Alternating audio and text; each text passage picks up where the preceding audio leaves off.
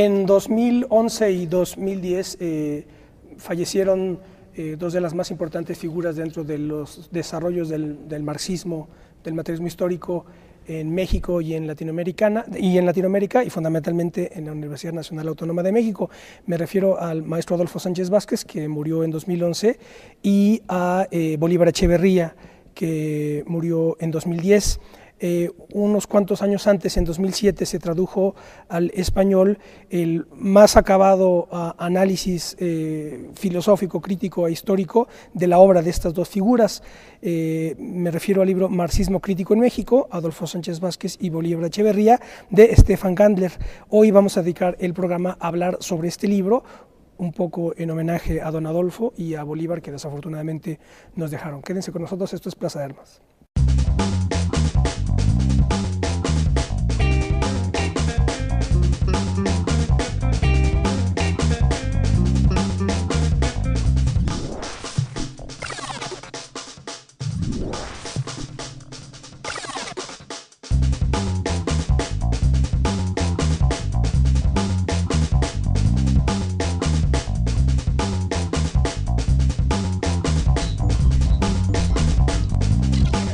¿Qué tal? Qué bueno que nos acompañen en otro programa de Plaza de Armas, aquí por Capital 21. Voy a recordarles nuestra página propia, www.plazadearmas.tv, y también nuestro correo plazadearmasc21@gmail.com. Bueno, pues ya les digo, nos hubiera encantado haber entrevistado personalmente a Adolfo Sánchez Vázquez y a Bolívar Echeverría, pero ambos nos dejaron en 2010 Bolívar, muy joven de hecho, y a don Adolfo Sánchez Vázquez en 2011, pero tengo también el gusto de contar aquí en el estudio con Stefan Gandler, a quien ya saludo. ¿Qué tal, Stefan? ¿Cómo estás? Buenas tardes. Muy bien, gracias por acompañarnos. Stefan es alemán y lleva años, y le llevaron años analizando e investigando pues la obra de estas dos figuras, Adolfo Sánchez Vázquez y Bolívar Echeverría. Él aparece el libro en alemán. ¿Cuándo sale el libro en alemán? En 1999. En el 99 sale el libro en alemán con el título Perifermarxismus, Marxismo Periférico, Teoría Crítica en México, y la primera traducción en español sale en 2007 con el título Marxismo Crítico en México, Adolfo Sánchez Vázquez y Bolívar Echeverría, con prólogo de Michael Lowy. Cuéntanos, bueno, Stefan es profesor en la Facultad de Filosofía y Letras de la UNAM, en el área de posgrado, en pues, la parte evidentemente de teoría crítica, teoría social. Bueno, pues Stefan, cuéntanos un poco la historia, digamos, general del libro, para luego ya desmenuzarlo con más detenimiento, pero un poco el contexto, por qué decidiste estos dos autores, por qué en México, por qué la UNAM, que tú también aquí lo señalas. Cuéntanos un poco esa parte.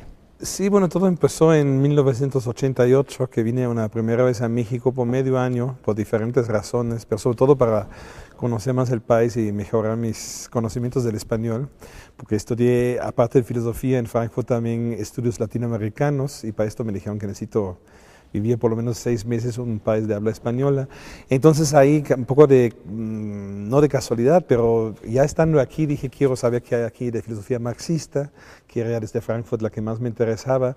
Y entonces varias personas me dijeron que los filósofos marxistas más importantes en la UNAM y en México son Adolfo Sánchez Vázquez y Bolívar Echeverría. Me mencionaron también otros nombres, pero finalmente yo también fui atraído más por estos dos pensadores y visité algunas clases de ellos. No compré libros, y cuando regresé a Alemania ya revisé todo eso y me di cuenta que es muy importante su aportación, y en Alemania o en Europa en general nadie sabe ni siquiera su nombre, y mucho menos sabe algo del contenido de sus obras.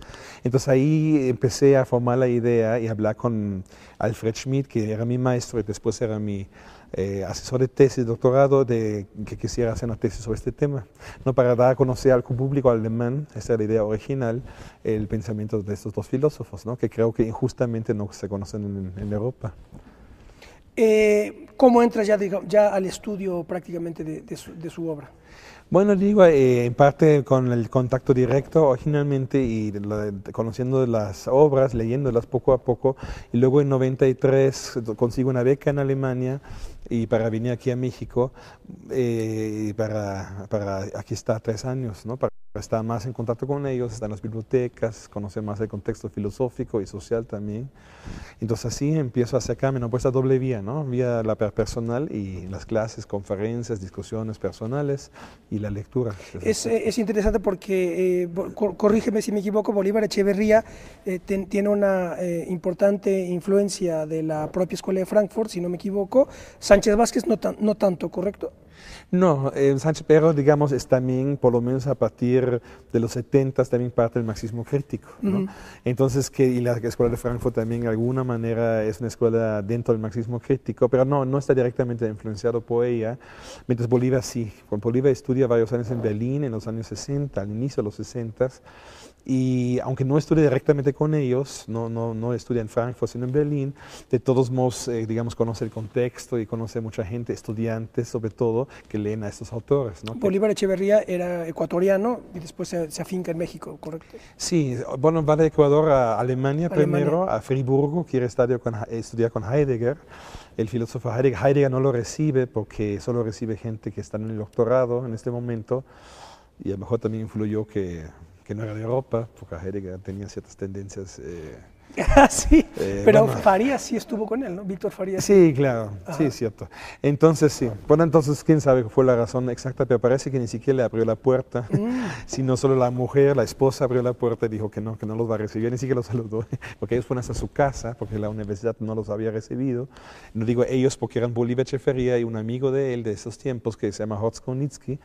Entonces, finalmente decide Bolívar ir a Berlín, como en Friburgo no pude hacer lo que quiso hacer, y se entera que en Berlín occidental, ¿no? La parte capitalista de Berlín, que hay mucho movimiento de izquierda, discusiones, le interesa todo esto, entonces va a Berlín y empieza a conocer a mucha gente de los que después hacen el movimiento del 68.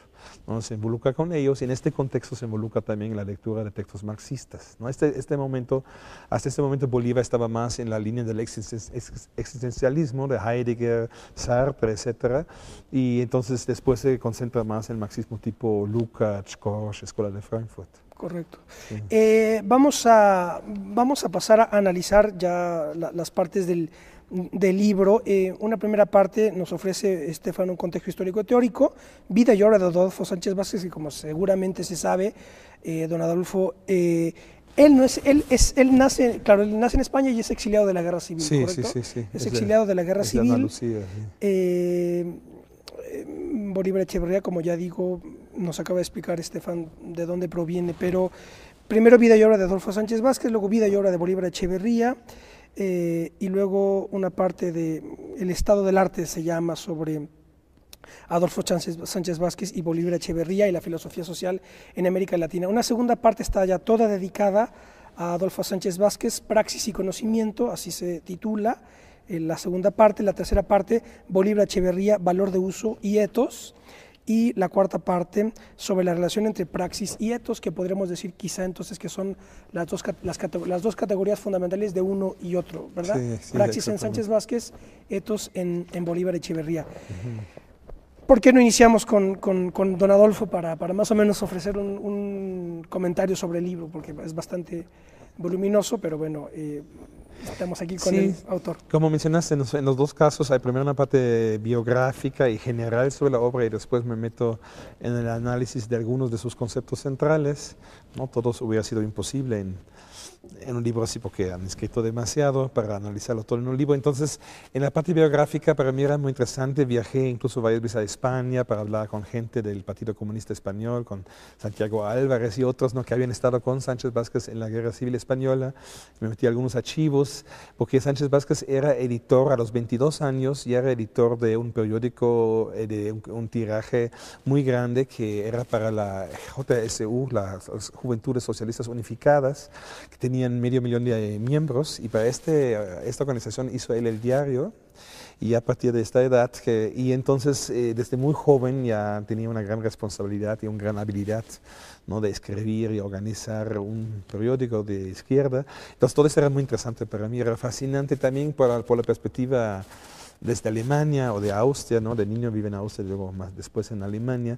Y en los dos países yo nunca conocí nadie antifascista que había luchado en la lucha antifascista y todavía era socialmente reconocido. En Alemania, Austria los antifascistas eran marginalizados. En los años 80 y 90 vivían algunos, pero no tenían lugares en la universidad o algo así. Esto en Alemania era difícil. Y entonces, salvo las excepciones de Horkheimer Adorno, pero eran excepciones, ¿no? Entonces, para mí era una gran, yo no los conocía a ellos en persona, para mí era una gran experiencia conocer en persona a un antifascista europeo que vive todavía, sigue trabajando y es socialmente bastante reconocido, ¿no? Como era el caso de Sánchez Vázquez, que en México tenía un papel social y filosófico muy importante, reconocido aún más allá de los marxistas o críticos, o incluso más allá de la izquierda misma. Entonces, esto para mí algo completamente desconocido. Y esto primero me atrajo a esta parte más biográfica y política y después ya me enteré más y más de su filosofía. Y claro, como dices, escribe ahí sobre el concepto que pienso que es el central en Sánchez Vázquez, el de la praxis. Sí, que la filosofía de la praxis es un texto fundamental. Exactamente, donde él trata de, digamos, contrarrestar el marxismo dogmático de los países del llamado socialismo realmente existente, ¿no? Donde había una tendencia en muchos casos de disminuir la importancia de los miembros de los partidos, bueno, del Partido Comunista, y dado la importancia de los jefes de los partidos y sus intelectuales. Había una cierta tendencia, digamos, diría Sánchez Vázquez, autoritaria, y para contrarrestarla introduce el concepto de praxis, porque la praxis es la unión de pensamiento, crítico, reflexión y acción. Esta unión solo se puede dar en cada persona. No se puede organizar desde arriba, ¿no? Sino en cada persona que participa en esta praxis debe haber la capacidad de reflexión y la reflexión misma crítica y a la vez la acción, ¿no? Entonces, en ese sentido, el concepto de praxis se opone a estas políticas desde arriba, ¿no? Y más bien es un concepto que quiere, digamos, organizar o hacer posible la organización de una política desde abajo. Entonces, yo creo que esta es la razón por qué le da tanta importancia y quiere comprobar con esto Sánchez Vázquez que Marx no era un pensador autoritario, como a veces se interpretaba, sino un autor que realmente quería la emancipación desde la misma lucha. No la emancipación solo como resultado de la lucha, sino la misma lucha social para Sánchez Vázquez, y él diría para Marx también, ya es una lucha que tiene en sí misma elementos emancipados. No, este creo ser un punto central en el concepto de praxis y esto me interesaba mucho y él hace toda una reflexión filosófica muy interesante desde Aristóteles, ¿no? Pasa por muchos filósofos, Hegel por ejemplo, ¿no? Y llega hasta Marx, ¿no? Y luego hace su propia interpretación del concepto en su libro que mencionaste, La filosofía de la praxis, ¿no? Y yo trato de reconstruir este debate en el libro. Hay una parte en la que hablas de las dos versiones de este texto de la filosofía de la praxis. Cuéntanos un poco de ello. Sí, claro, es que como pasa a lo mejor a cualquiera de nosotros si tenemos una ruptura en nuestra vida, esa ruptura en general, aunque la percibimos como muy radical, en general tarda un tiempo en realizarse y darse de verdad. Y a eso pasa Sánchez Vázquez con su ruptura con el marxismo dogmático, ¿no? Él empieza esa ruptura con la experiencia del 56 en Hungría y sobre todo el 68 en Praga, ¿no? Con las tropas del mismo Pacto de Varsovia, atacan el mismo Partido Comunista checoslovaco que quería un socialismo con rostro humano, como lo llamaron. Todo esto le hizo distanciarse del Partido Comunista Español, nunca salió de él, hasta su muerte era miembro, pero en el 68 renunció a todos sus cargos en reacción, digamos, a estos actos. Y ya también anteriormente había sido importante otra cuestión de la Revolución Cubana, ¿no? Como una revolución muy diferente, como había sido pensada en los partidos comunistas. Entonces, en todos esos hechos sociales, digamos, lo impulsan a cambiar su perspectiva filosófica, pero cuando escribe la primera versión de la filosofía de la praxis, que es su tesis de doctorado originalmente, la presenta en la UNAM en el 66. ¿Quién lo dirigió? ¿Cómo se llama? El gran lógico marxista. ¿Elie de Gortari? No. Claro, Elie de Gortari. Sí, Elie de Gortari era su director de tesis. Entonces, Elie de Gortari en general lo introdujo a la Universidad en México, ¿no? Elie de Gortari era rector de la Universidad Michoacana en Morelia, y ahí ya trabajó Sánchez Vázquez con él. Luego en conflicto ahí con la ciudad, que era bastante conservadora. Elie de Gortari se va a la UNAM junto con el Sánchez Vázquez. Desde muy temprano están juntos. Entonces, ahí esta tesis todavía, aunque ya es un inicio de una ruptura, todavía tiene muchos elementos del marxismo dogmático. Es como una mezcolanza de las dos cosas. Ya después en los 70 hace una segunda edición donde rompe ya completamente con los restos y cambia, quita capítulos enteros del libro, mete otros nuevos. Por ejemplo, una nota al pie de página donde criticaba en la primera edición así muy radicalmente al Marcuse, por la crítica que Marcuse hizo al marxismo soviético, y esta nota la cancela por completo, etc. Entonces hay muchísimos cambios donde él mismo se distancia de la primera versión del libro. Y una vez me platicó, muchas veces nos encontramos y hablamos, y una vez me dijo que lamentablemente mucha gente ya no se enteró de la segunda edición del libro, ¿no? Se leyeron la primera, ya no se enteraron que la segunda es diferente y se quedaron con una visión, digamos, falsa de alguna manera, ¿no? Porque la nueva edición es mucho más crítica todavía que la original. Él hizo trabajo de traducción importante. Sí. Yo de hecho tengo, si no me equivoco, tengo la historia de la filosofía de Dinic, Ajá. soviética. Sí, claro. Es traducción de Sánchez Vázquez. No sé, ya no recuerdo si de toda, pero seguramente sí. Sí, él tradujo varios libros, él sabía muy bien ruso y tradujo varios libros y textos de ruso. Él también era maestro de español para los empleados de la embajada soviética en México. Ah, sí. Sí, muchos años vivía de esas dos cosas. Había una cierta paradoja también, una vez me dijo en su vida, de cuando ya empezaba a distanciarse teóricamente de eso, todavía vivía de eso, Claro. porque sí, no tenía otro trabajo y le pagaron desde la embajada soviética para estos dos trabajos, ¿no? El dar clases de español y las traducir traducciones. textos, sí. Entonces había claro, y él nunca salió del Partido Comunista, ¿no? Digamos, pero había como una doble, ¿cómo decirlo? Por un lado una solidaridad todavía con el comunismo y a la vez una crítica a ciertos aspectos, digamos, cerrados de sus teóricos. ¿Qué relación tenía con Wenceslao Roses? No recuerdo si eran de generaciones distintas. Sí, no, es que no, en verdad, sí, Roses es poco mayor, es algo mayor, ¿verdad? pero nunca me ha hablado de esto. Yo creo Nunca que, te habló. claro, todos los exiliados se conocieron, ¿no? Y seguramente ellos también tuvieron trato y todo, pero que yo sepa, no era un trato así muy cercano, por lo menos nunca lo menciona. ¿Y cómo analizaba, esto quizá ya no esté dentro de del texto tuyo, pero cómo analizaba el régimen político mexicano Sánchez Vázquez y cómo analizaba al comunismo mexicano? A Lombardo, Toledano, sí, en caso de que hayan hablado de eso, ¿no? O al propio José Revueltas, no sé. Es que pasó algo muy extraño que justo el otro día me explicó Federico Álvarez, un maestro muy querido de la facultad también, de Filosofía y Letras de la UNAM, que era muy cercano a Sánchez Vázquez, bueno, sobre todo sus padres, pero luego él también, él es más joven que Sánchez Vázquez. Él me dijo que me explicó, y yo no estaba consciente de ello, que el único país en el mundo donde había dos partidos comunistas reconocidos por la internacional era México. Porque normalmente el Partido Comunista solo debe ser único, ¿no? Y en México se daba la excepción que se permitió que el PCE, el Partido Comunista Español, podía seguir aquí, porque había la idea de un pronto regreso a España, ¿no? Entonces esto hacía que de alguna manera los exiliados españoles, no sé si todos, pero muchos, y Sánchez Vázquez es uno de ellos, no se metían mucho en la política mexicana. Vivían en la burbuja del conflicto español. Exactamente, por muchos años estaban convencidos que van a poder y tendrían que regresar a España y que y su lucha es nada más temporalmente en México, pero hacia Europa, hacia España. Y eso se prolongó hasta... Sí, de alguna manera, en algún momento se dan cuenta, como cada vez más Estados Unidos apoyan a España, la España franquista, empiezan a poner bases militares, etcétera. Entonces, digamos, Estados Unidos, que había hecho cierta política antifascista en contra de la Alemania nazi, ya no lo hace después, ¿no? Sino se alía de alguna manera con España, la España franquista.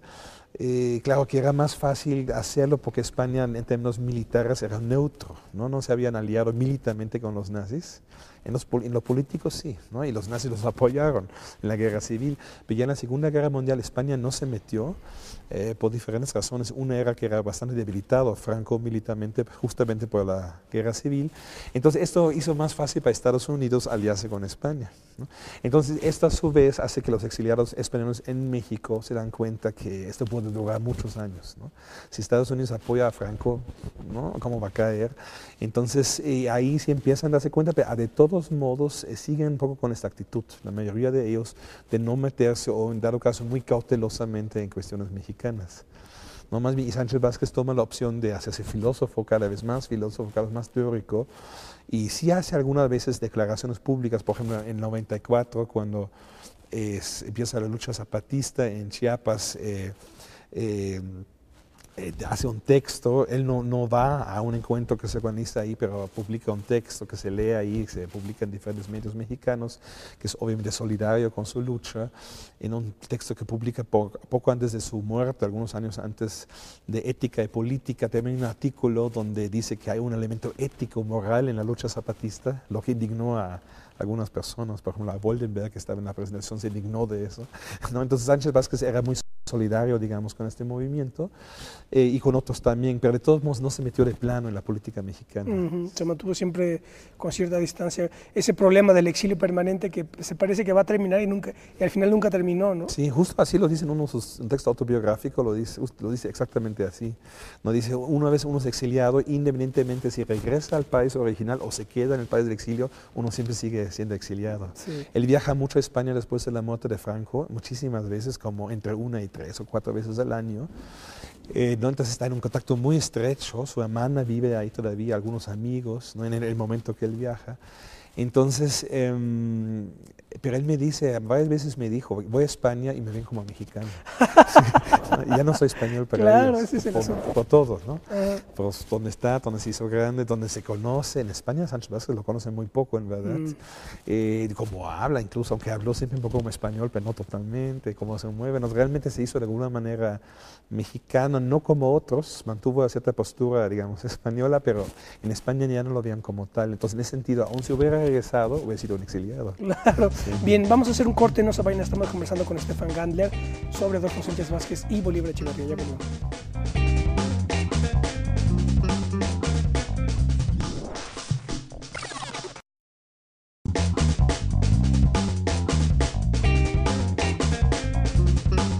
Ya estamos de vuelta, esto es Plaza de Armas, estamos conversando con Stefan Gandler sobre su libro Marxismo Crítico en México, Adolfo Sánchez Vázquez y Bolívar Echeverría.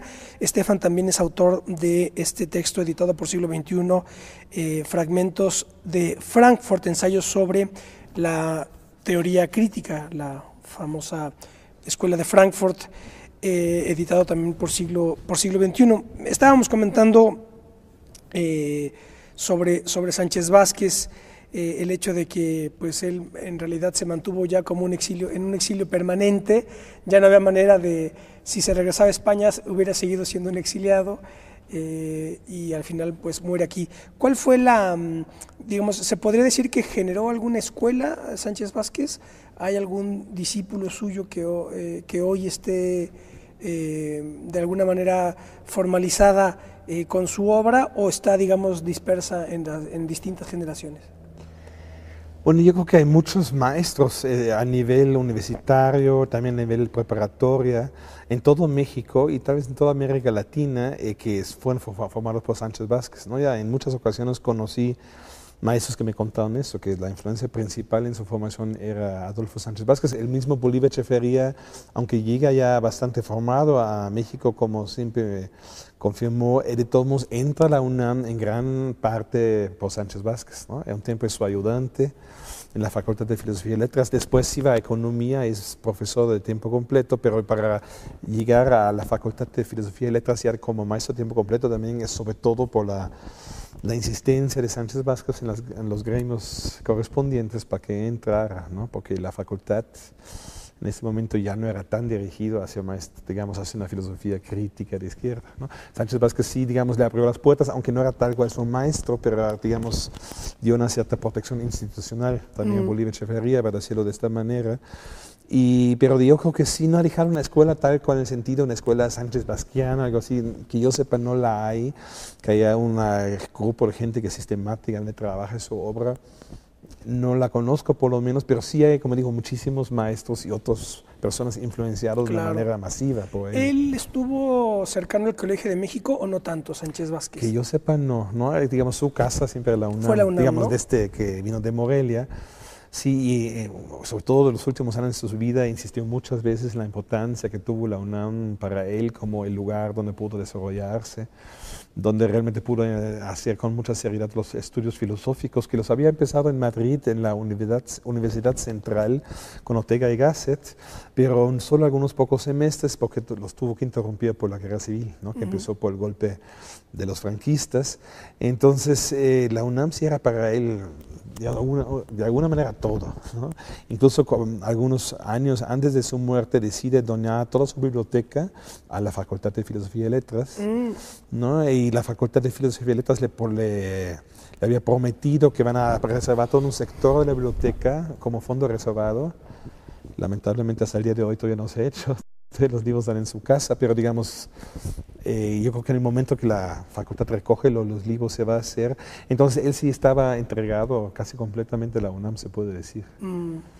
Entonces sí, pero digamos, sí abrió las puertas de un marxismo crítico en México. Yo creo que en ese sentido no hay una escuela tal cual de él, pero de alguna manera todos los marxistas críticos que hay en México, bueno, no sé si todos, pero una gran parte por lo menos creo que sí pudieron empezar a trabajar ese trabajo, cierta influencia de él. Yo creo que esto se puede afirmar sin exagerar demasiado. Bueno, bien, entonces tenemos a don Adolfo Sánchez Vázquez, la categoría de praxis y conocimiento como centrales. Pasemos ahora a Bolívar Echeverría, valor de uso y etos, es como subtitula Estefan la parte de Bolívar Echeverría.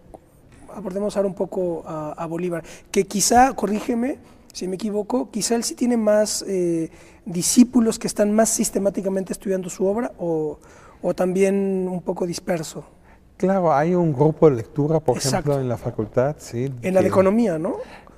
También parece que los hay, pero yo sé más, donde conozco más es en filosofía y letras. También cada viernes que yo sepa se reúnen. De hecho había seminarios de lectura del Capital en la de economía con Bolívar, seguro. Claro, ¿no? pero esto cuando él era maestro ahí, ¿no? En los 80s. Después ya él cambia a filosofía y letras. Pero sí, claro, tuvo presencia en algún momento en las dos facultades. Entonces dejó, digamos, las dos su huella. Y entonces, sí, claro, y además él había dado clases hasta casi el último día de su vida, ¿no? Dio un jueves clases y un sábado ¿Sí? de la mañana falleció. Entonces, prácticamente hasta el último día se trabajó. Y entonces, con las botas puestas. ¿Cómo dije? Con las botas puestas. Sí, bueno, prácticamente, sí.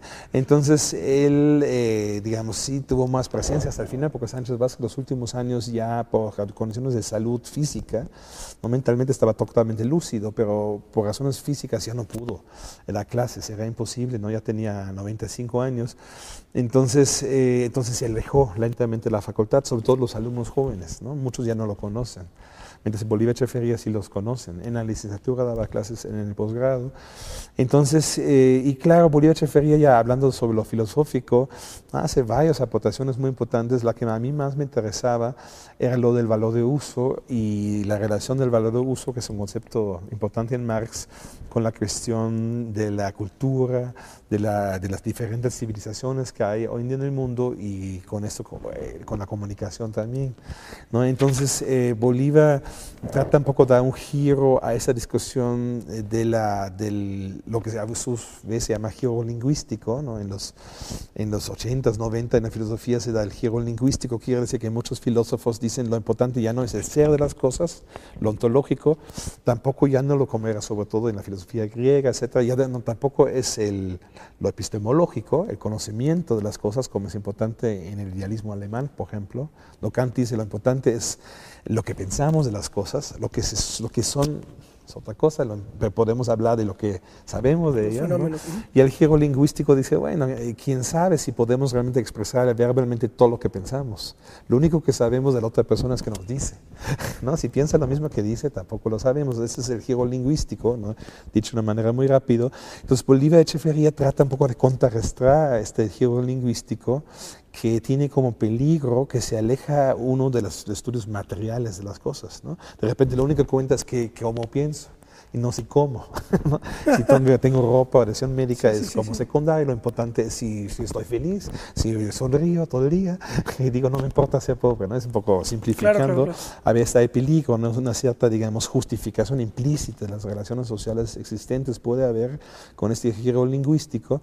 Entonces Bolívar, para contrarrestar este peligro, dice, bueno, la verdadera comunicación es la que se expresa no lingüísticamente, sino en los valores de uso, ¿no? Lo que expreso más de mi forma de vivir es en cómo produzco mi ropa, cómo la uso, cómo se produce la comida, si se planta maíz o si se planta arroz o si se planta trigo. Esto es una forma de comunicación. Es mucho más que nada más comer, ¿no? Se puede comer cualquier cosa, pero cada cultura tiene su manera de plantar y de cosechar y de cocinar y de comer. ¿Qué es de dónde va la idea de etos? Exactamente. Él diría, en el etos está la idea, digamos, es la verdadera comunicación comunicación está en el ethos, ¿no? Todo lo que mencioné más de cómo organizo mi vida cotidiana, cómo me relaciono con otra gente, donde también influye lo lingüístico, no es innegable, pero es un aspecto entre muchísimos, ¿no? Él dice, no se puede reducir la comunicación a lo lingüístico, y entonces, y él diría, lo que pasa cuando hablamos es que estamos produciendo significados, ¿no? Yo que hablo y el que escucha está recibiendo, interpretando, consumiendo significaciones, ¿no? Esto pasa en la comunicación y también pasa esto en la producción y el consumo de valores de uso, ¿no? Dice, pero en el fondo no es así que la producción sea una subvariante de la comunicación, como a veces se dice, sino al revés. La comunicación es una variante de la producción. No puedo producir comida o puedo producir ideas. No puedo producir ropa o puedo producir sonidos y con estas significaciones, ¿no? al hablar. Pero es una de muchas formas de producción, ¿no? Así da el giro, ¿no? Sí retoma la discusión lingüística, pero dice, siempre hay que meterla en el contexto económico, en el contexto cultural, civilizatorio. Y claro, ahí da el brinco a lo de los ete, ¿no? Lo introduce como plural de etos, ¿no? Un etos, mucho ete, o varios ete. Él dice hay por lo menos 4 ete de la modernidad capitalista. Realista, romántico, clásico y barroco. Exactamente, ¿sí, no? Y él lo hace para decir, es cierto que influye en las culturas el desarrollo, el grado de desarrollo de su industria, de la maquinaria, todo eso. No se puede negar, pero no se puede reducir el análisis de una sociedad a eso.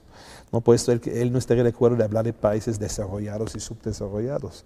Él dice porque influye mucho más que esto, que cuántas máquinas hay en la fábrica, ¿no? O a qué grado está mecanizada la agricultura. También influye qué se planta, ¿no? Y sí es una diferencia muy importante otra vez si se planta maíz o si se planta trigo, ¿no?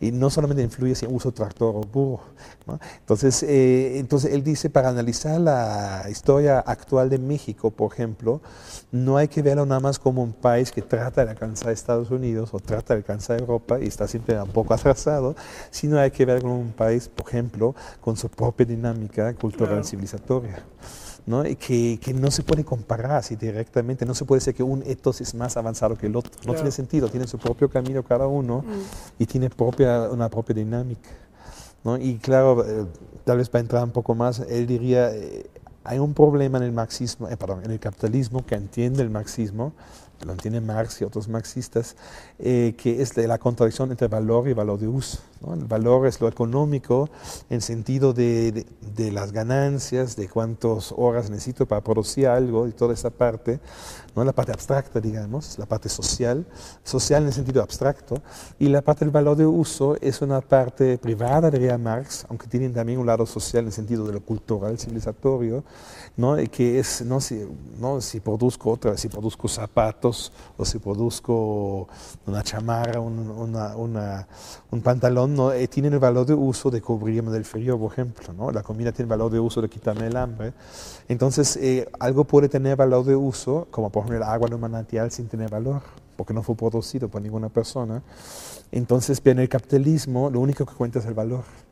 Y esto hace entonces que la misma destrucción de la naturaleza no solamente no importa en el capitalismo, sino se vuelve hasta productivo, ¿no? Una vez que se destruyen los manantiales, no se pueden vender esas botellas, ¿no?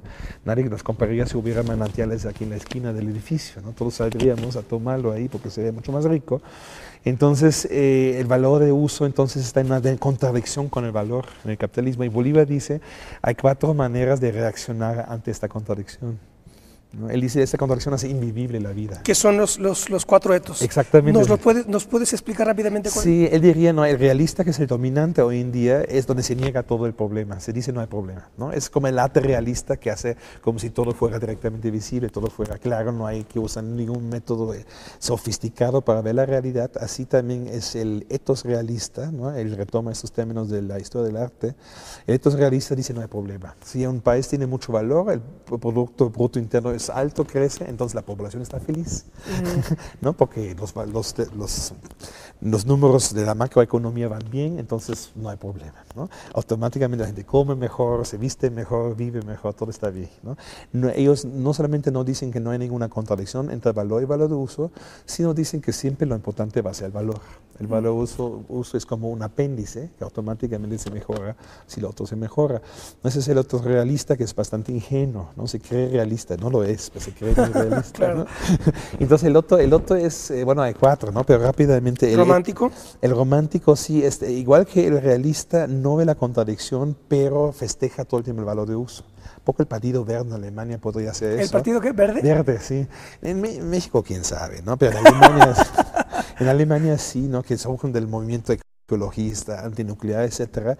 Ellos dirían, no son en el fondo anticapitalistas, pero dicen que queremos un capitalismo verde, ¿no? Donde las plantas crezcan, los animales son felices, la gente consume, pero verde. Exactamente. Entonces ellos dirían, la contradicción no existe, pero vamos hacia el valor de uso, ¿no? O como aquí en la Ciudad de México compramos muchas bicicletas, ¿no? Podría ser también esto. Con cierta ingenuidad se piensa que nada más cambiando unos detallitos ya somos ecologistas. Claro, no ven la contradicción básica en el capitalismo.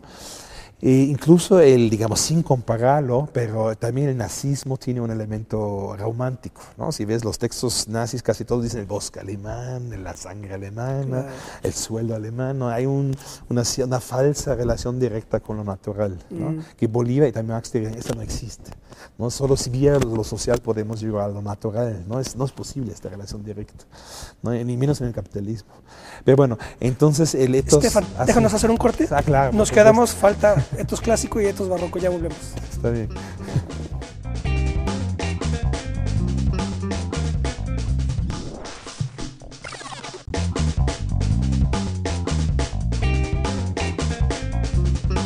Bueno, ya estamos de vuelta. Estamos conversando con Estefan Gandl, el autor de Marxismo Crítico en México, Adolfo Sánchez Vázquez y Bolívar Echeverría. Son dos figuras que pues, nos dejaron. El año pasado muere Adolfo Sánchez Vázquez y el 2010 muere demasiado joven Bolívar Echeverría. Estábamos analizando este planteamiento fundamental de Bolívar, la categoría o el concepto de etos, siendo el hecho de que señala 4 etos, el etos realista, el etos romántico, y nos quedamos en el romántico. Pasemos ahora al etos clásico. ¿Qué plantea el etos clásico? Sí, el clásico es uno que podría existir, por ejemplo, por lo menos en los buenos tiempos del Partido Socialdemócrata Alemán, tal vez incluso también en el PRD, por ejemplo. ¿No? Es esta idea de sí reconocer que hay un problema grave, que sí el valor de uso están, digamos, en contradicción, hay algo grave que está pasando, pero ellos dirían, lamentablemente, no se puede hacer nada radical. ¿No se puede? Hacer nada radical. No se pueden hacer pequeños ajustes, ¿no? Cambiar algunos detalles, pero en el fondo lo que manda, si nos guste o no, es el valor, ¿no?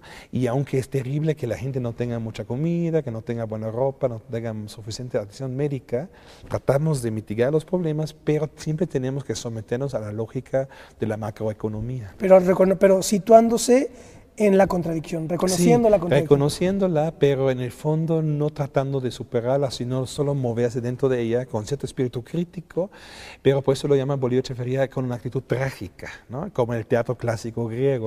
Por eso clásico. Eso te iba a preguntar, sí. Clásico remitiendo a la... Sí, como en Antígone, ¿no? Que reconoce la contradicción de las leyes divinas, las leyes terrenales, pero no puede hacer nada. Trata de oponerse, trata de luchar, pero finalmente no se puede, el fracaso está predeterminado, ¿no? Si vamos a ser demasiado radicales, vamos a fracasar, estoy seguro. Esa es la postura, digamos, clásica, ¿no? Deberíamos hacer algo, ¿no? No podemos aceptarlo, pero no podemos hacer en el fondo nada radical. Cositas chiquitas, sí, ¿no? Y en ese sentido es obviamente preferible que los dos otros pero de todos modos se encierra en la supuesta imposibilidad de romper con esta contradicción, ¿no? Dicho de paso, los 4 son etos capitalistas, también el barroco, que es el último, ¿no? Que los 4 no son anticapitalistas, solo se mueven diferente en esta contradicción, ¿no? Son diferentes, ¿no? Pero ninguno realmente es, digamos, revolucionario de los 4, ¿no? Y el etos barroco tampoco, es que a veces hay este malentendimiento. Algunos lectores de Bolívar piensan que el etos barroco es un etos anticapitalista o revolucionario. Él incluso en uno de los últimos textos que publicó en su página web en la UNAM dijo que no, que es una equivocación. El etos barroco también es un etos pro-capitalista de alguna manera, pero juega con esta contradicción, ¿no? Dice, okay, el barroco, ya estamos en el barroco. Ya estamos en el barroco. Sí. No, barroco se refiere, digamos, en términos de la palabra, al arte barroco, que es el único que en México supo mezclar o combinar elementos de las culturas indígenas con las culturas europeas, ¿no? Las capillas famosas de Puebla, etcétera. Sí, encontramos eso. Entonces, el arte barroco, desde el punto de vista de los otros estilos artísticos es un no arte, porque mezcla todo caóticamente, ¿no? Por muchos años se discutía si el barroco es o no es un arte, y casi todo el mundo decía que no es arte, que es una mezcolanza de adornos, ¿no? Entonces, nada más, no es arte. Entonces, Bolívar le interesa esto y dice algo parecido. Pasa en el etos en ciertos países de América Latina, por ejemplo, combinado con el etos realista, que todos es el dominante también aquí. Si voy a la tienda, si voy al súper, voy al banco, actúa de manera realista en general. Pero en la vida cotidiana puede haber elementos barrocos, y ahí es, por ejemplo, un ejemplo sería que yo sé que no existe la posibilidad de salvar la buena vida en el capitalismo, tengo que someterme a la lógica del valor, no al valor de uso, pero de todos modos rescato la buena vida, hago por una fiesta, ¿no? Mi hija cumple 15 años en los ranchos, y aunque no tengo dinero, hago una fiesta de una semana, me endeudo, no sé, por 10 años, es una locura en términos de la economía clásica, es una total estupidez hacerlo, ¿no? En términos de valor, en términos de valor de uso, es lo mejor que puedo hacer, no gozar la vida, aunque sea por una semana. Aunque después quién sabe cómo me arreglo, pero digo, a pesar que sé que es imposible gozar la vida en el capitalismo, lo hago, ¿no? Lo hago de todos modos, sabiendo que no se puede. Entonces, eso es el etos barroco, ¿no? Jugando con las contradicciones, ¿no? Y Bolívar dice incluso refuncionalizándolos. De alguna manera, el etos barroco dice, ok, todo es un gran desastre, voy a ver qué saco de este desastre, ¿no? Todo es corrupto, a ver si yo también puedo dar 50 pesos al policía, ¿no? Etcétera, etcétera. No que esté de acuerdo con la corrupción, pero bueno, sé que así funcionan las cosas. A lo mejor está totalmente en contra, me parece mal, me parece problemático, pero digo, bueno, ni modo, voy a jugar también a este juego, ¿no? Bolívar tampoco defiende, no hace un elogio del etos barroco, él dice, es otra de las 4 variantes de contestar ante la locura que es el capitalismo, ¿no? Y los 4 son irracionales, eso es muy importante ver desde el punto de vista de los primeros el etos barroco es el más irracional, o el irracional, y puesto en Alemania, por ejemplo, piensan que en México la gente es muy irracional, ¿no? Pero Bolívar diría, no, es irracional, es cierto, pero no más que los otros. El etos realista también es totalmente irracional. Negar las contradicciones es una irracionalidad, y lo vemos mucho en Estados Unidos. La gente está muy controlada toda la vida, los alumnos van a las clases, nunca faltan, nunca llegan tarde, y a un día llegan con un arma y matan todo el salón. No, eso sería el etos realista, que reprimo tanto la contradicción, la niego tanto que algún día explota. O lo que sucedió con la crisis financiera, que todo el mundo tenía 4 créditos y era barrendero, ¿no? Y entonces estaba endeudado con 4 tarjetas de crédito y infló el sistema, ¿no? Exactamente, que no es más irracional que hacer una fiesta en una semana aunque no tengo dinero. En Oaxaca, sí, en un pueblo, sí. Sí, entonces él diría, todos son maneras irracionales de reaccionar, no todas son criticables, pero el etos barroco no es más criticable que los otros, ¿no? Y todo esto hay que ver un poco el contexto histórico, cuando lo dice, todo esto lo hace en los 90, justo en la época de Salinas, ¿no? ¿Te acuerdas? Salinas de Gortari y su grupo tuvieron la idea de un México moderno, ¿no? Decían que México ya es parte del primer mundo, o está a punto de... Entramos a la OCDE y todo. Sí, entonces lo que pasó que mucha gente, aún de los no salinistas, empezaron con la misma lógica, también la izquierda, con esa lógica de modernizar México, que ellos entendieron falsamente como de copiar a Estados Unidos o copiar a Europa, ¿no? Los países ricos de Europa sobre todo, y dejar atrás todo lo típico de México, ¿no? Verlo como algo, digamos, feo. Entonces, Bolívar diría, no es tan fácil, México ya es moderno. México diría, es moderno desde el siglo XVII, ¿no? Tal vez antes que Europa se vuelve moderno de alguna manera. Sí. El etos barroco es de alguna manera el primer etos moderno que existe históricamente hablando, y no es menos moderno o atrasado. Así. Claro, entonces rompe con ese dualismo falso, exactamente. Avance, retroceso, moderno, tradicional, ¿no? Simplemente se sale de ahí. Sí, es otra variante de ese moderno, que otra vez criticable, por supuesto, ¿no? Pero no más criticable que la otra, y no se trata ahorita de copiar a otros países ingenuamente y destruir todo lo propio, porque además, claro, en México influyó también la revolución, que no hay que olvidar la independencia, muchos movimientos políticos muy interesantes, ¿no? El liberalismo mexicano es de los más destacados del mundo, estoy seguro de ello, ¿no? La separación iglesia-estado es más radical aquí que en cualquier país del mundo, ni siquiera en Francia llegaron tan lejos, ni siquiera en la Unión Soviética. Entonces, eran los liberales que hicieron esto, ¿no?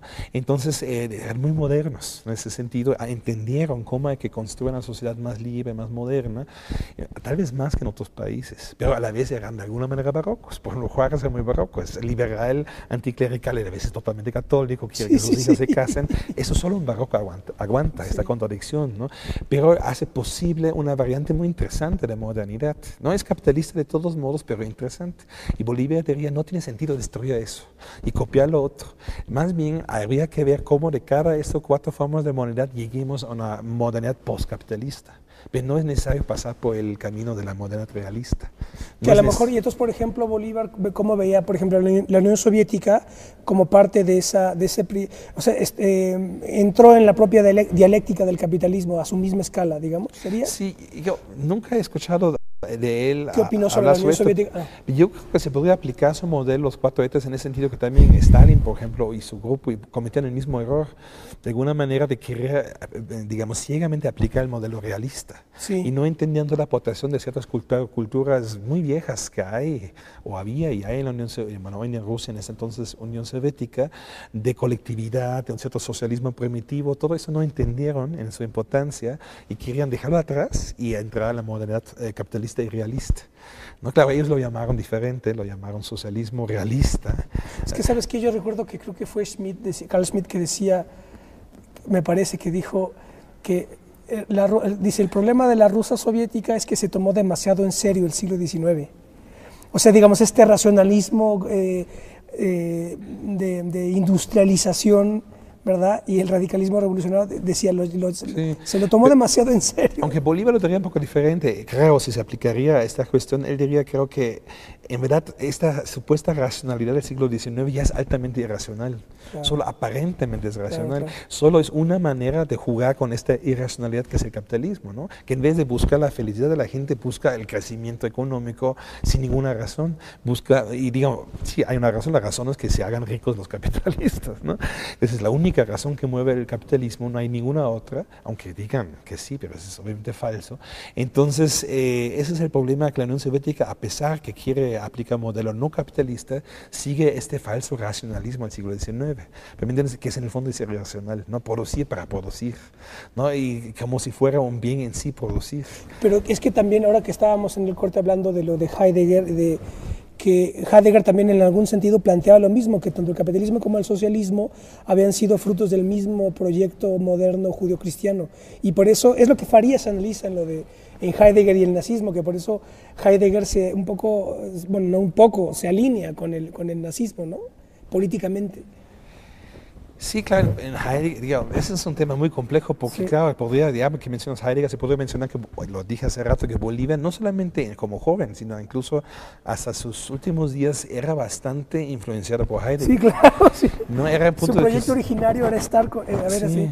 Y él trataba un poco como Marcuse, también lo trata de combinar o confrontar de alguna manera productiva a Heidegger y Marx. Él una vez me dijo, el problema de Heidegger es que no lo leyó a Marx. Si lo hubiera leído, no se hubiera hecho nazi. El problema de Heidegger no entendió la cuestión económica, no hay la cuestión básica claro, de la sociedad. Claro, no de la idea de producción. Sí. ¿No? Aunque claro, yo en lo personal tengo un poco otra posición sobre este punto, pero Bolívar hubiera dicho eso, ¿no? Que hay que, digamos, sacar a Heidegger de su encierro así medio simplón, que de repente tiene en ciertas cuestiones sociales, y combinar, digamos, su aportación filosófica interesante con aportaciones marxistas, ¿no? Si esto realmente funciona, como digo, yo tengo mis dudas y de eso hemos discutido muchas horas, Bolívar y yo, pero él trataba eso. Su filosofía en gran parte es esto, ¿no? Superar limitaciones de Marx o del marxismo, o de cierto marxismo por lo menos, usando otras aportaciones, no solamente a Heidegger, ¿no? Pero Heidegger, teoría crítica que mencionaste, Lukács, etcétera, ¿no? Son muchos autores que lo influyen, pero Heidegger sí es de los más importantes, pero otra vez yo creo que el problema de Heidegger es que hay una falsa búsqueda de algo originario, auténtico, fijo, ¿no? Y ahí pienso más con Marx. Sí. Marx diría que no hay tal autenticidad. Marx incluso dice no existe el ser humano, existen seres humanos. No, para Marx el ser cualquier ser, el ser humano o cualquier otro ser no existe. Existen seres humanos o seres sociales, seres naturales que siempre están en relación social con otra cosa. No hay una autenticidad única, siempre todo está en relación con otra cosa. Esa es la gran diferencia de Marx y Heidegger, ¿no? Él diría, la diferencia es lo que hace rato dijiste, es dialéctico, ¿no? Para Marx, como para cualquier dialéctico, todo siempre solo existe en relación con su contradicción, con su opuesto. Mientras la autenticidad de Heidegger, la autenticidad existe así, solita. No existe ningún opuesto, ¿no? Y esto lo hace esto hace posible que se acerque a filosofías que apoyan encerrarse, por ejemplo, en Alemania en su propio jugo. Dice, podemos vivir solitos, no necesitamos ni la influencia francesa, ni la inglesa, mucho menos la judía, ni la gitana, nada de eso. Podemos solitos desarrollarnos, que es un absurdo. ¿No? Alemania es impensable, sin esas influencias que ahorita mencioné y muchas más, ¿no? Como cualquier otra cultura. Cualquier cultura solo existe en la relación con las vecinas, por lo menos, a veces también con lejanas. Entonces, ese es el problema de la autenticidad, y fue un debate que a veces tuve con Bolívar, porque Bolívar, aunque es muy crítico en este punto, a la vez un poco hay algo de eso en su teoría de los ET. Habría que analizarlo con muchísima cautela. Digamos, es contradictorio de Bolívar. A veces muy radical y muy marxista y nunca usa la palabra dialéctico, pero tiene algo dialéctico en su pensamiento a veces y a veces no, ¿no? Entonces, lo hace muy interesante por un lado, y a mí siempre me gustaba muchísimo discutir. Estoy seguro que es de los filósofos más importantes del siglo XX, de esto estoy convencido, pero a la vez, a nivel mundial diría incluso, pero a la vez pienso que sí tiene este peligro de irse demasiado por el lado heideggeriano de repente en algunos de sus textos. Oye, ¿cómo tradujo todo esto en la militancia política, digamos, o no necesariamente militancia, pero en sus posiciones políticas, por ejemplo, en México, en América Latina, cómo intervenía Bolívar? Si es que intervino, o no necesariamente. No tan, creo que donde más entraba en discusiones políticas era en Ecuador. ¿En Ecuador? Que yo sepa, digamos, no directamente en público, pero discutía mucho con gente que estaban con Correa. Con Correa. ¿No? Y estaba ahí, digamos, no directamente, pero había muchísimo intercambio, sobre todo en los últimos años, desde que Correa está en el gobierno, sobre este proyecto, ¿no? Entonces, creo que más que en México, ¿no? Discutía él si tiene, digamos, una posibilidad de desarrollarse o no este proyecto, si debería ser más cauteloso en su relación con los indígenas, por ejemplo, Correa o no, o con la naturaleza, ¿no? Las zonas del Amazonas, etcétera, ¿no? Correa un tiempo quería meter desarrollo industrial, luego se paró, etcétera. Entonces parece que un poco de manera indirecta había una influencia de Bolívar sobre eso. No sobre las discusiones, no sobre Correa directamente, pero sobre gente cercana a él. Claro, porque si él veía con distancia digamos, este esencialismo de Heidegger, eso también se puede encontrar en el esencialismo del indigenismo, de alguna manera. ¿Sería así? Bueno, ¿La manera en la que él entró a eso? Bueno, depende de qué tipo de indigenismo o de lucha indígena, para decirlo así, estamos hablando, ¿no? Porque es algo que se me hizo muy interesante en los zapatistas en los 90 en México, ¿no? Y de alguna manera hasta hoy. Con un texto dicen ellos que sea indígena no se define ni por el color de la piel y tampoco por el lenguaje o la forma de vestirse, sino por un proyecto político, ¿no? Y eso es muy marxista, de alguna manera, es decir, es sobre todo una cuestión social, que influye el otro, ¿no? Influye el idioma, influye la cultura y todo eso está presente, no lo negamos, dirían ellos, pero esto no lo define. Esto no es el punto central. El punto central es un cierto proyecto social que estamos desarrollando. En ese sentido, ellos siento que trataron de alejarse de este existencialismo, digamos, simplón. Sí. Los zapatistas dicen. Sí, claro. Aunque mucha gente los interpretó así.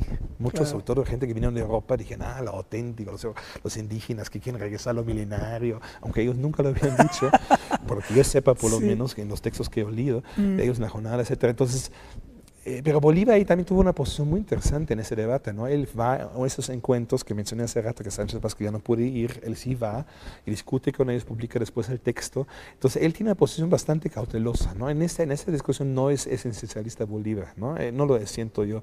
Sí es bastante crítico y trata de justamente, por un lado, entender la lucha de los indígenas por el derecho de hablar su idioma, etcétera, y a la vez sin caer en esos simplificaciones. Esencialismos, claro. Sí. Oye, ¿y qué opinaba? No sé si hablaron sobre Hugo Chávez, la revolución bolivariana. ¿Tenía algún comentario al respecto? Bueno, una vez lo invitaron, ¿no? Una vez Chávez le dio la mano a Bolívar porque ganó un premio muy importante ahí. El premio que tienen de pensamiento crítico. Sí, exactamente. Sí, claro, recuerdo, sí, que se lo dieron, ¿cómo no? Sí, recuerdo, sí. Y Chávez no toma la decisión, lo toma una comisión independiente, intelectuales, pero el que lo entrega como presidente de Venezuela es Chávez. Y Bolívar después me contó que le gustó, lo que le gustó de Chávez era que sabía cantar bien, me dijo, y que había leído muchísimos libros, parece, ¿no? Estas dos cosas me mencionó como positivos, pero no me habló mucho más de su encuentro ya de con los planteamientos ideológicos ideológico-políticos que No, está... sí tuvo ahí algunas dudas, digamos, sí, de lo que se critica a veces de Chávez, ¿no? Que cierta tendencia parece el autoritarismo, una cierta política vertical, ¿no? En Venezuela ya todo un debate sobre eso, ¿no? Que parece que las organizaciones de abajo tratan todo el tiempo de impedirlo y lo logran en cierta medida, pero siempre hay un cierto peligro de otra cosa, ¿no? De un cierto culto a la persona, todo eso. Claro. Entonces, pero sí, Bolívar creo que estaba en esta contradicción. Por un lado, sentía que es una persona interesante como persona, ¿no? Pero a la vez con esa tendencia así a un egocentrismo, por decirlo, político, Claro. ¿no? Pues una pena que Bolívar Echeverría le faltaban años para madurar un montón de planteamientos que están aquí puestos sobre la mesa, ¿no? Ajá, sí, claro, seguramente hubiera aportado mucho más al pensamiento actual, ¿no? Como dije hace rato, yo creo que es de los pocos que ha logrado seguir con el discurso marxista, pero de manera, digamos, renovadora, pero no en el sentido renovadora como a veces se usa de alejarse de Marx, sino, digamos, de aplicar su teoría a debates actuales. ¿No? Bolívar siempre intentaba esto, en varias ocasiones retomaba los debates de moda, digamos, de su momento, pero le daba su impulso marxista, ¿no? Entonces, eso fue lo interesante de él, cómo lograba varias veces combinar, ¿no? Eso. Por eso a veces parecía él ser posmoderno, del elegir lingüístico, pues se metió en esos debates, pero yo creo que nunca porque no los podía evitar, ¿no? Claro, porque ahí estaba. Porque está en ¿no? el presente, sí. Entonces, sí, él trataba, ¿no? Digamos, actualizar el marxismo en ese sentido, que dice, de alguna manera el marxismo puede discutir con cualquiera, ¿no? No está encerrado en viejas discusiones, ¿no? Claro. No puede actualizar su discusión, no renegando a su propia, digamos, postura, pero de todos modos sí cambiando un poco a lo mejor la manera de hablar, el discurso, los términos para que la gente entienda a uno, ¿no?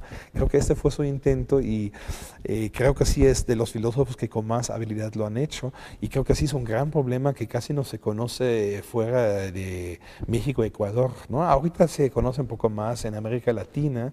En Argentina, por ejemplo, no lo En están algunos leyendo. países, en Bolivia han publicado un libro ahorita de él. En Argentina no me acuerdo, pero digamos, sí está ahorita, sobre todo aparte de su muerte, empieza una discusión más amplia sobre él. Lamentablemente tuvo Pues sí, que empezar con eso, sí. irónicamente. Pero de todos modos, no es suficiente, ¿no? Estoy convencido que merece una atención mucho más grande. Y también, por supuesto, Sánchez Vázquez, que vimos Claro. al inicio, que ha sido de los primeros en toda América Latina y en todo el mundo de habla española que discute Marx de una manera crítica, no dogmática, ¿no? Incluso fuera del mundo de habla española es importante su aportación también. Entonces, en ese sentido, creo que sería necesario tratar de traducir sus obras a otros idiomas, inglés, francés, alemán, o portugués, por supuesto, ¿no? Para que se conozca más su aportación a la filosofía crítica actual.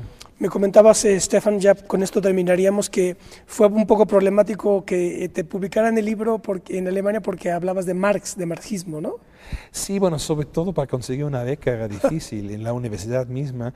Sí, en la escuela de Frankfurt nunca usaron el término Marx o marxismo, casi nunca, sobre todo cuando están en Alemania, aún en el post-nazismo, porque era un peligro decirlo, era difícil. Entonces ellos siempre lo llamaban filosofía social, ¿no? Cuando la escuela de Frankfurt dice filosofía social, quiere decir marxismo, es una palabra secreta, digamos. Y cuando hice la tesis sobre Bolívar, Sánchez Vázquez, mi asesor, Alfred Schmidt, dijo, no pongas la palabra marxismo en el título, no, nadie te va a dar una beca. E incluso así era, porque al inicio me resistí, sí lo llamé así, todas las becas fueron rechazadas, después le hice caso, cambié el título a Filosofía Social en México, inmediatamente me dieron una beca, incluso me ofrecían dos, pero tenía que rechazar uno, por legalmente solo pude recibir una. Entonces, pero inmediatamente, ¿no? Mis peticiones del mismo, todo era igual, solo cambié el título y quité un poco la palabra Marx de la exposición. Entonces, en Alemania es hasta hoy así, el marxismo, desde que existió el nazismo, esto no ha cambiado en verdad, es como tabú, ¿no? Siendo marxista en Alemania se ha excluido de la universidad y entonces sí, uno tiene que esconderse. Es lo que hice ya en México, a pesar de muchas cosas, México en este punto es más liberal que Alemania, ¿no? Más abierta en la universidad, uno puede declararse marxista sin ser inmediatamente echado, ¿no? Entonces, puesto en México ya sí puedo llamar así el libro, pero en Alemania como libro también lo llamé en sí, pero como tesis era imposible, hubiera sido un problema grave. Bueno, pues Stefan, te agradezco muchísimo que hayas estado con nosotros, interesantísima la charla y no sé si quieres hacer un comentario final. No, tal vez sí, invitar al público, ¿no? a bueno, Alea Sánchez Vázquez y Bolívar Echeverría, ¿no? Tratara de retomar algo de esta actitud crítica hacia el mundo actual y también crítica hacia cierto marxismo un poco cerrado, como también se ha dado, ¿no? Son doblemente críticos y creo que los dos aportan muchísimo para entender el mundo actual, ¿no? El capitalismo como hoy en día se está dando, que cada vez es más visible que es un proyecto totalmente fracasado, ¿no? Ni siquiera los mismos capitalistas lo defienden todavía. Entonces, yo creo que es importante porque hoy en día estamos en una situación muy peligrosa de mucho descontento social, pero sin realmente una percepción teórica clara de lo que está pasando.